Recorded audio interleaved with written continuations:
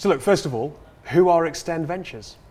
So Extend Ventures is a research company that was set up by myself, Tom Adeyula, Patricia Hamzahi and Kikeli Anthony in early 2020. I remember meeting Tom in 2019 at WPP Stream's unconference, and he did a session at that conference that kind of looked at the way in which people had been building companies and founder fatigue. And I spoke at that session and spoke about my journey as an entrepreneur in the UK ecosystem. I'd also spoken just the night before to another black female who had founded a tech company, and she wasn't fatigued, she just founded, and she was full of the joys of spring and all full of beans and saying how much she was going to raise for her company and how the business was going to go and what she was going to build, etc. And I stood there looking at someone that was visibly sort of 10 to 12 years younger than I am, and I didn't have the heart to tell her that actually her journey might not go the way that she thinks it's going to go, purely because she's a black female. And so when I spoke in that session, I mentioned to Tom that actually my main concern was not what had happened to me through the evolution of my company, but what was going to happen to the next generation of black founders if we didn't do something to actually unearth some of the statistics around the fact that venture capital wasn't quite being devolved as fairly as we'd like it to be. So we came back from Stream, we had a few meetings, Kikeli and Patricia joined, and then we formed Extend Ventures, through which we have been able to use machine learning and computer vision to understand the ethnicity, the gender and the educational background of those who have been funded by venture capital. We for our first sort of major research publication, which was called Diversity Beyond Gender, we looked at the companies that had been founded and funded between 2009 and 2019, and then we published some data around that. We found that there were 38 black companies or black founders, actually. Some of them had founded the same company, so it wasn't companies, it was 38 black founders, 9 of whom were female. And then there was just one black female founder who had been able to raise more than $1 million for her startup. Sorry to jump in mid-flow, but just as a point of information, I think, we're obviously talking primarily in this film about female founders.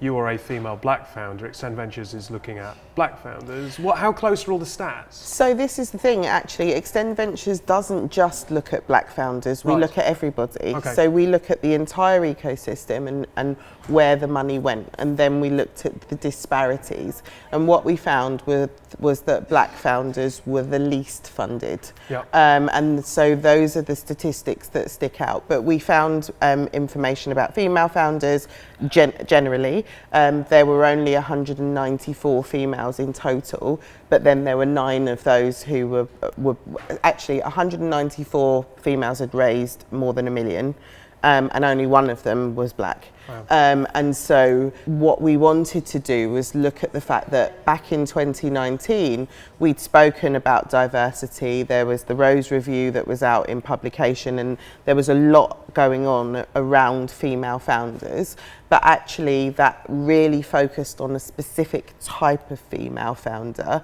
that happened to also potentially be middle class white and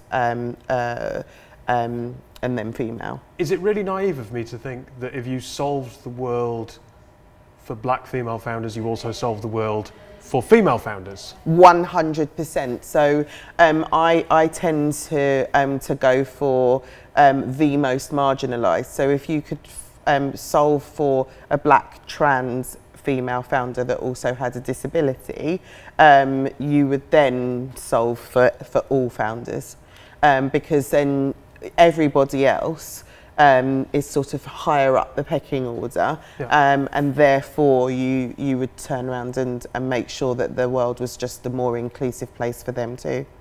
So obviously you've collated a lot of data and looked into this and spoken to a lot of people in the community. What then can you as a group do? What instruments are there that you can do to try and improve the situation for that community? Us as a group, what we've done is turn around and say, right, let's publish the information. Let's make it clear that black female founders stand a better chance of getting skin cancer than they do funding for a well-founded company that has all of the potential of their white peers. Let's make sure that everybody understands that actually investing in diversity, as per several data points from Harvard Business Review and all sorts of other incredible sources, say that investing in diversity pays dividends. Investing in gender pays dividends. Investing in ethnicity pays dividends. Doing both of those things gives you double the dividend. And that's proven through research now. So just making sure that people are aware of that has started to move the needle. We've seen that funds from the likes of Google, Morgan Stanley, Goldman Sachs have kind of come to the fore. A number of venture capital funds set up specifically to fund diversity have been able to kind of receive funding off the back of the research that we've put out there into the market, and that's been excellent. So let me ask this then. The companies, the VC companies that are underwriting the Series C and the Series D funds, or rounds rather, are they listening? So in all honesty, if they are listening, it's not translating into action. Yeah. So I founded my first company in 2012 and struggled to raise funding. There are more people that have raised at the early stage nowadays, but we're yet to see any deals that are really coming from the UK that are then backing those companies. And we haven't seen very many companies truly escape velocity. We've had a few black-led unicorns in the UK. They haven't had anywhere near as much funding as some of the companies from other ethnicities and that we've seen, and certainly there haven't been any black female unicorns as yet. So we're not actually getting to the most marginalised of the community. I suppose it begs the question why. It does beg the question why, and I think there's ongoing research, certainly from us at Extend Ventures, and a number of other companies are now starting to look at this. And it is really important that we understand why, because all of the statistics tell us that actually that people stand to make better returns if they choose to invest in this way. Yeah. The fact that they're still choosing not to invest in this way means that there must be something fairly sinister going on that's making them not do that. I wouldn't like to hazard a guess as to what that is, but I'm quite sure that over time we will start to gather more and more evidence. One of the pieces of work that we contributed to last year was with the NASDAQ Entrepreneurial Center in the States, and we found that a black-led company versus a white-led company would raise for 35 million less over the life cycle of their company. And that the disparity is so huge. All of the research that I've done has shown that actually with 27 million you should be able to create a unicorn for all intents and purposes. And so there's another unicorn in that gap. I just think that actually there's no way that somebody as simple as I and the incredible team at Extend Ventures can understand that and see that, and it's being missed by some of the most prolific minds on the planet. Yeah. Now you work with policymakers? We don't actually work with policymakers as much as we could do. We certainly do work with the British Business Bank. Yep. They're not necessarily policymakers, they are the government's investment bank and investment vehicle. And so we kind of push our research to them, we support them with their research so that in turn sort of goes up towards policy. But certainly I assume that you commentate on the environment, on the structural environment in terms of what policy is being put out there by government and so on?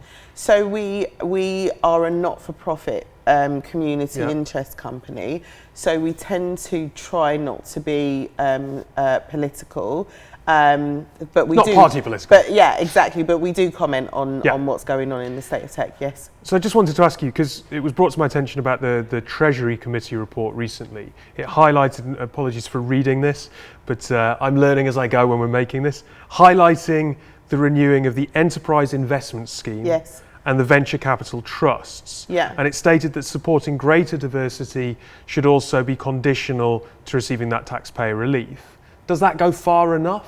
I think that it's definitely a step in the right direction. I think that setting targets and actually providing benefits for investing in diversity is a step that needs to be taken. I also think that we might need to think about how else we can bolster those steps by ensuring that people do or they lose, if you see what I mean. So I think that that is a go towards step. It's do this and then you'll get that. Whereas I think that there's still so much we need to do in order to level the playing field. And in real terms, over the last couple of years post-pandemic, investment to female founders has gone down rather than up or been maintained. So people are reverting to historical behaviour in times of challenge. And so we absolutely need to start to shape that behaviour and nudge people back into the right direction. And I think there are a number of tools that we can use to do that. So despite the overarching narrative then of needing to support more female founders, you say the trend is obviously going in the opposite direction. Why, on a personal level, why do you think that's the case? The people that hold the purse strings at the moment aren't being educated. I think that all of the education is directed at the people that are affected by the situation. Mm-hmm. So if you think about it, what we're doing is we're setting up funds for females, we're setting up skills development for females, we're setting up all sorts of accelerator programs that target females, etc. And while I think that that's required and necessary and great, it presumes that there was something wrong with females, why they weren't able to just access the other money that was there all along, if that makes sense. Yeah. It presumes that they need some special case and something new in order to support them because they're not confident enough, or so they it places can't the emphasis balance or the blame to them. Exactly. Whereas what I think actually needs to happen now is that we turn around and say, you have the doers, you have the done to. Let's leave the done to alone for a while and start to look at the doers. What education do they need so that they understand that investing in females is no longer an option, it's a must. At the beginning of this interview, or towards the beginning of the interview, you said if we help the most marginalised, we improve the world for everyone. Yeah. In the last few weeks, there's been a story brewing in the US, and Yes. again, I'm going to try and refer to some notes to get this right, that a lawsuit is being brought against Fearless Fund, which, as I understand it, is 3 black women in New York, Yes. by the so-called American Alliance for Equal Rights. Yes.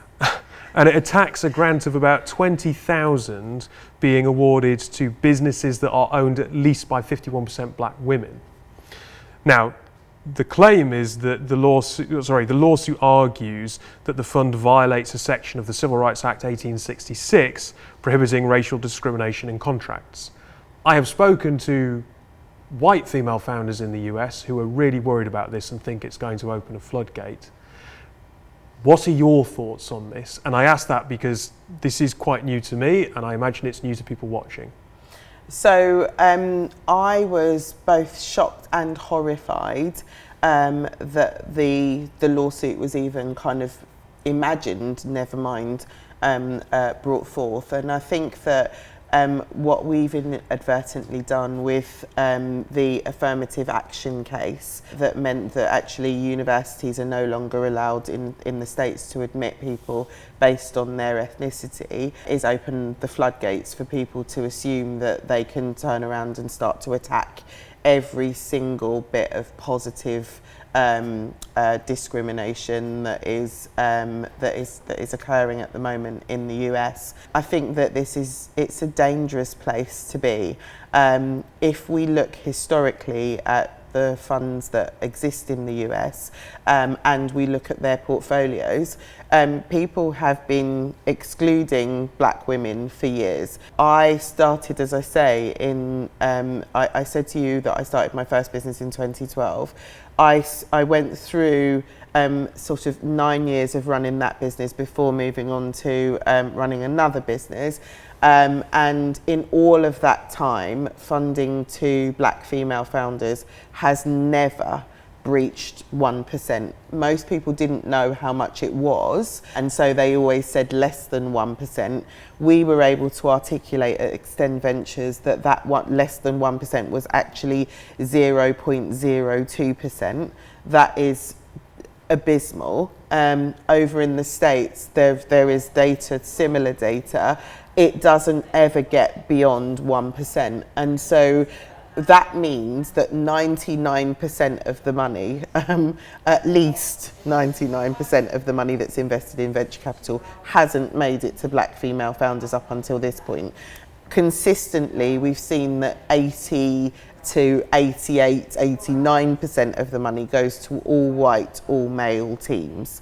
So if we're going to bring a lawsuit now that says that we can't specifically fund black female founders, does that mean we need to retrospectively go and sue all of the people that have been funding all white, all male teams all of this time? Because I don't understand how one could happen without the other. So I do think that it should open up a floodgate, but I think that black females and everybody else, all females, need to assemble, because one, we don't want this to be corrosive, i.e. First we get black females out and then we go for the rest of the female population, and then we go for let's just make it take it back to where it was. But also I think that we should assemble and start to sue funds that haven't been diverse in any way, shape or form, and have largely portfolios of all white males, because if this is illegal and it's found to be illegal through the Fearless Fund, then it must be illegal for all. We've only got a couple of minutes left. You've talked there very passionately and you've said this is corrosive, so therefore everyone should be concerned who cares about this. I know this is hard, but if you could briefly summarise one or two things that you think could help reverse the situation to see more funds going to not just black female founders but female founders, to help the most marginalised, what do you think we can do? I think that we can start to direct education, direct policy change, direct all of our resources to ensuring that those who hold the most power in this situation are incentivised to make change.